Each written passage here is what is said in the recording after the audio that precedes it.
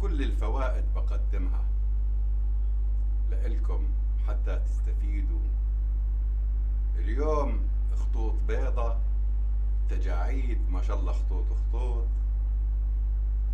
مشاكل في البشرة، مسامات مفتوحة، ضربات الشمس، اسمرار جنب غير الثاني، كلف وهالات، لكن ما بنعرف انه عنا مستحضر طبيعي في كل بيت من بيوتنا بيخلصنا من مشاكل البشرة وعيوب البشرة وعلامات التقدم بالعمر، يعني بالسن، يعني اللي يكبروا 30 سنة وتفكرها 55. ليش؟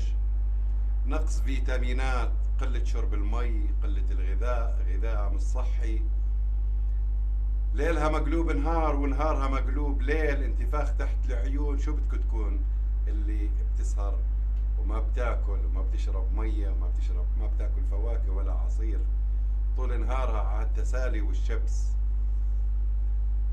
لكن زمان كانوا أجدادنا يهتموا بالطبيعة. الكل بيسمع بالخيار وعصير الخيار وشرائح الخيار للبشرة، أنا معاكم، لكن الأقوى عصير البطاطا. يا سلام، سهلة، قطع البطاطا، نحطها بالخلاط، نشغل الخلاط، نضيف عليها القليل من الماء، نعصرها. فوائدها جدا عظيمة للتصبغات وأيضا للكلف. بتحتوي أو غنية بفيتامين سي لبشرتنا، وبي 1، يا سلام، وفيتامينات متعددة ومعادن مثل المغنيسيوم والبوتاسيوم والفسفور، مضادات أكسدة، سهلة وموجودة، بتسوى أكثر الكريمات للي عندها التصبغات وعندها الكلف وما شاء الله مساماتها ودهون بالبشرة. وأيضا مهمة جدا جدا جدا لشد البشرة وترهلات الجسم. شوف، أنا مش ست لابس مريولة وبالمطبخ، لكن أنا بعرف أمي وخواتي والكثيرين فيكم لما يقطعوا البطاطا إيدها وأصابعها تنشف وبصير عليها بياض، بتشد.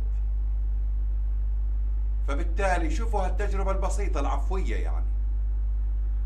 لذلك هي مفيدة للصحة وصحة بشرتنا، وبتساعدنا على الحفاظ على بشرة مشرقة، لأنه خلصتنا من الشوائب. يا سلام، عصير البطاطا هو نعمة من الله سبحانه وتعالى. حتى الرجال اللي يلحموا اللحام ويبطل يشوف بعيونه يقول له حط البطاطا ونقطتين من عصير البطاطا. وكانوا يستخدموها للتنفيخ تحت العيون، مشاكل انتفاخ تحت العيون والاسودات تحت العيون والارتخاء فوق الخد، هذه المنطقة تدليك بالماء. احنا ما بنحكي شرائح، الشرائح ما بتنفع، لكن العصير، وحتى لو مع القشر نغسل البطاطا او البطاطس ونقطعها شرحات ونحطها بالخلاط ونصب عليها القليل من الماء، عصرة ليمون، ماء ورد، ملعقة عسل، اللي بدكم اياه ولا اروع.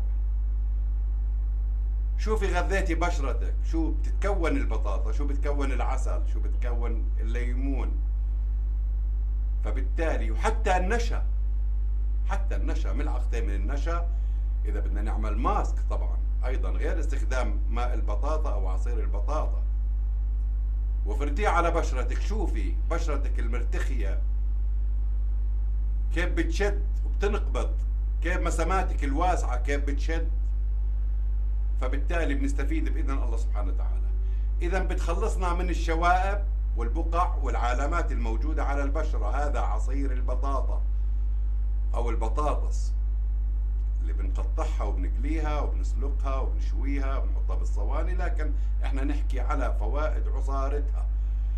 ايضا بيعمل هذا العصير على تقليل انتفاخ العين ومحيط العين، انتفاخ وهالات، ومثل الاكياس تكون تحت العين فبالتالي بنستفيد من هذه العصارة، خصوصا إذا وضعنا عليها ملعقة من العسل.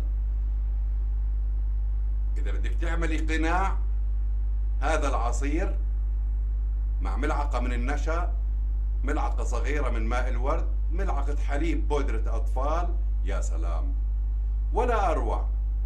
شوفي بشرتك كيف بتشد، بتتخلصي من شوائب البشرة. أيضا بتأخر علامات الشيخوخة، التقدم بالعمر، جوانب العيون، جوانب الفم، الرقبة المترهلة نازلة، أو اللحية المزدوجة بسموها. فبالتالي بنستفيد من هذه الخاصية. سبحان الله، نضع مستحضر طبيعي انت عملتيه في بيتك وسهل والله. لو حتى عصارة ماء البطاطا مع اللبن اللي بنشتريه من السوبر ماركت، شوفي هالجمال، شوفي هالأناقة، شوفي كيف تتخلصي من المشاكل، وأيضا بتغذيها بالحليب. يا سلام، شيخوخة، تجاعيد، كلف، تصبغات، نمش، حروق الشمس، التصبغ، بتشد البشرة، المسامات الواسعة. فبالتالي بنستفيد بإذن الله سبحانه وتعالى. هذا الماء أو العصارة بتحمينا من مشاكل البيئية. احنا نعرف شو هي المشاكل، اسوداد وتوسيخ البشرة وتلوثها. فبالتالي بنستفيد بإذن الله سبحانه وتعالى. أيضا التعرض لأشعة الشمس الضارة، إذا نافعة لأكثر مشاكل البشرة، حتى للي عندهم تحسس، حتى لو بشرتهم مختلطة، حتى لو دهنية. فبالتالي بنستفيد بإذن الله سبحانه وتعالى تفتيح البشرة. طالما تخلصنا من الشوائب، ايش اللي بيسود بشرتنا؟ احنا طبيعيين لما نكبر بنبلش انه حنطية، وجهنا بيختلف عن ايدينا، وايدينا بيختلف عن جسمنا. فبالتالي بنستفيد بإذن الله سبحانه وتعالى من هذا العصير اللي هو عصير البطاطا. والله لو أخذنا من عصير البطاطا مع العسل وحركناهم بشكل جيد، وتركناهم 5 دقائق، وفردناهم على بشرتنا من 10 ل 15 دقيقة، لنشوف كيف بشرتنا صارت ما شاء الله عليها. فبالتالي بنغسل الوجه، وبعديها بقطنة مبلولة بماء الورد، بننظف البشرة، بنمرر هذه القطنة المبلولة بماء الورد، وبنتركها قبل النوم القليل من بودرة الأطفال، ونعمل مساج للبشرة. رائع، فوائد عظيمة بإذن الله سبحانه وتعالى. بتترطب البشرة وبنغذيها، بنتخلص من شوائبها، وسهلة. احنا ما بدنا نحكي على فوائد البطاطا المسلوقة مع اللبن أو مع الحليب، لكن احنا بنحكي على عصارة البطاطا أو ماء البطاطا، فوائد العظيمة. ما بالكم بهذا الماء أو الخلاصة مع الليمون، مع عسل النحل لبشرتنا. استفدنا وغذيناها بإذن الله سبحانه وتعالى. ماسك للبشرة، أيضا تنظيف البشرة، أيضا ترك هذا الماسك على البشرة 10 دقائق لربع ساعة، ونشطف البشرة، ونستخدم ماء الورد. فبالتالي بنستفيد بإذن الله سبحانه وتعالى من هذه الوصفات العظيمة بإذن الله، حتى الكل يستفيد، وحتى نستفيد من بيوتنا، إيش موجود في بيوتنا حتى نستفيد. فبالتالي لو أخذنا هذا الماء أو العصارة أو ماء البطاطا مع مطحون الرز، اطحن الرز بودرة وخلطيهم مع خلطيهم مع بعض، وحطي عليهم ملعقة من حليب الأطفال البودرة، وافرديها ماسك على بشرتك ورقبتك، وتركيها ربع ساعة، وشطفي وجهك، وروحي امسكي بشرتك وامسكي خدودك، غذاء ودواء للبشرة. سبحان الله، أجدادنا ما كانوا يتركوا شيء. ملعقة من العسل نضيف لهم ضروري. أيضا أجدادنا ما تركوا شيء، ما كان عندهم لا تنفيخ وجه ولا تنفيخ شفايف، وكانوا يروحوا على الأفراح وعلى أعراس تلاقيها بتجنن، وشعرها جدايل جدايل لخصرها، وعيونها مثل عيون الغزال. احنا اليوم كلها عدسات، كل شوية فاطمة، ثاني يوم اسمها حليمة، لأنه بتغير اللون. امبارح كانت أزرق، بكرة لون عينيها سود. حواجب ورموش، كله ما انتم عارفين، تاتو هون، حواجب رموش ما شاء الله طولها 2 سنتي مثل الغزالة ترمش لك. لكن والله أجدادنا كانوا يتمتعوا بالجمال، وكانوا الشعراء يضربوا فيهم شعر، وجه مثل القمر وشعر ما شاء الله. فكانوا يستفيدوا من الطبيعة. فأسأل الله سبحانه وتعالى تستفيدوا من كل شيء مفيد. ما بالكم بعصارة البطاطا مع النشا مع الحليب، شوفان، نشا، عصير ليمون، ماء البطاطا، قناع، عسل. اللي ما فيه عنده عسل بلا. افردي شيء طبيعي، عصيرة الليمون، عصرة ليمون، عصرة برتقال، كيوي، اللي بدك اياه حطيه. فبالتالي بتحسي انه ما شاء الله عليك. ما بالكم بمهروس البطاطا المسلوقة مع اللبن والليمون والعسل، شيء خرافي. البطاطا هي كنز، هي غذاء، وهي والله إنها دواء. فما بالكم إحنا عملنا مستحضر في داخل بيتنا. شوفوا كيف بشرتنا صار فيها إشراقة وتخلصنا من مشاكلها، تصبغاتها. فبالتالي بنستفيد بإذن الله سبحانه وتعالى. لكن لا نخلي الماسك فترة طويلة بتشد البشرة بتتيبس، بصير فيها جفاف أكثر من اللازم. حكينا هذا الماء لما تقطع البطاطا شوفي أصابعك كيف بصير فيهم.